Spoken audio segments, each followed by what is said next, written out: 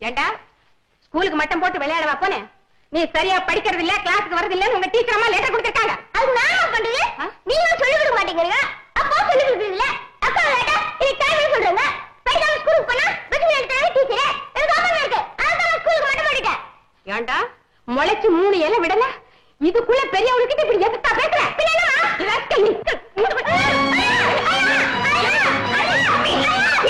அடிக்கிறீங்க, அடிக்கிறதா அவனுக்கு கொல்லணும்.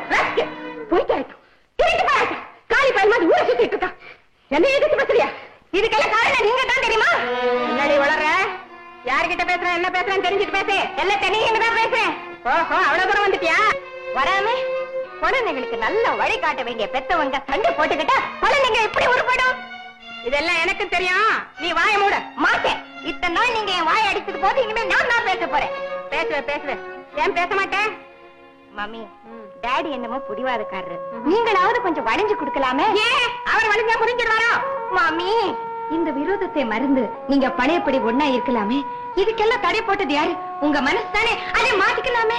பப்பி, இதெல்லாம் எங்க சொந்த விஷயம். இதுல தலையிடறதுக்கு உனக்கு உரிமை இல்லை. இப்போ இது உங்க சொந்த விஷயமா? ஓஹோ. மங்கள கௌரி மகிஷாசுரம் மர்தினி கிளீன்ஸ் பேரா ஒரு முறை நீளம் இருக்கு. ஓஹோ, பெரிய கம்பெனி போல இருக்கு. நம்பர் 7 இல்லாம ஸ்ட்ரீட் மெட்ராஸ் 17. கையில ஒண்ணுலப்பா. நான் மறைக்கிறப்பா. அக்கா தான் மறைச்சு கொண்டு போய் உங்களுக்கு தெரியாம இந்த லெட்டரை ரெஜிஸ்டர் பண்ணிட்டு வர சொன்னாங்க. ரிஜிஸ்டர் பண்ணி வர சொன்னா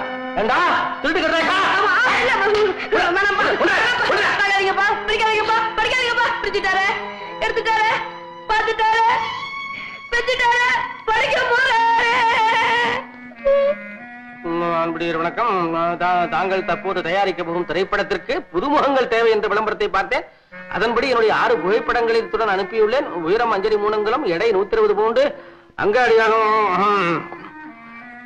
அப்பா அம்மா உயிருடன் இருக்கிறார்கள். ஆனால் இன்னும் 1 வாரத்தில் விவாகரத்து செய்து கொள்ளப் போகிறார்கள். ஆகவே அவருடைய சம்பளம் பெற வேண்டிய அவசியமும் இல்லை, இதில் தலையிட அவர்களுக்கு உரிமையும் இல்லை என்பதை தெரிவித்துக் கொள்கிறேன். வர முடியாது. என்ன இதெல்லாம்? அத கேட்கல. யார கேட்டு இந்த லெட்டர் எழுதினேன்? நான் யாரை கேட்கிறேன்? நான் உயிரோட இருக்கும் போது இந்த மாதிரியான ஒரு அசிங்கமான காரியத்துக்கு அப்ளிகேஷன் போட்டுக்கிறியே, உனக்கு வெக்கமா இல்ல? Nonsense daddy. நான் ஏன் வெக்கப்படணும்? இப்படி ஒரு பெண்ணை பெத்துட்டு அவளை சினிமா கம்பெனிக்கு அப்ளிகேஷன் போடுற அளவுக்கு அனாதையா விட்டுட்டீங்களே, அதை நினைச்சு நீங்களே வெக்கப்படணும். என்னையே எடுத்தறிஞ்சு பேசி அவமானப்படுத்துறிய, உனக்கு எவ்வளவு தைரியம்? அலட்டிக்காதுங்க பிளீஸ். உயிருக்கு உயிரா ஒத்துமையா வாழ்ந்துட்டு இருக்கிற தாய் தகப்பனை பிரிஞ்சு அவங்க பொண்ணு இப்படிப்பட்ட ஒரு காரியத்துல இறங்கினா அது அவமானம், கேவலம், துரோகம். எங்களுக்கு தான் அப்பா அம்மாவே சரியில்லையே. மூல விக்கிரகமே மூலியா போயிடுச்சு.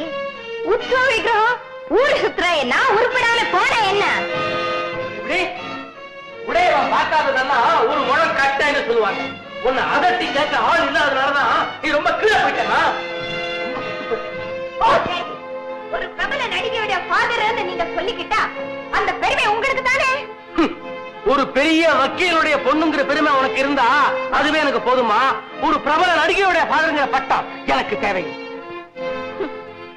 என் வாழ்க்கையை பத்தி நீங்க 2 பேரும் சேர்ந்து ஒரு முடிவுக்கு வருவீங்க நான் எதிர்பார்க்கிறேன். ஆனா அதை பத்தி நீங்க கவலைப்படுறதாகவே எனக்கு தெரியல. ஏன் கேக்குறீங்களா? இந்த தடுப்பை வச்சு வீட்டை மட்டும் நீங்க பிரிக்கல, உங்க பந்த பாசத்தையும் தனித்தனியா பிரிச்சுட்டீங்க. அதனால இனிமே உங்க மேல எனக்கு நம்பிக்கை இல்லை.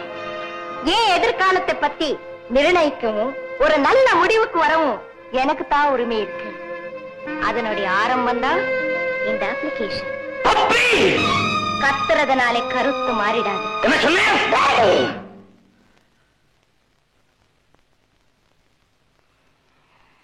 என்னை அதட்டவும் அடிக்கவும் இப்போ உங்களுக்கு உரிமை இல்லை.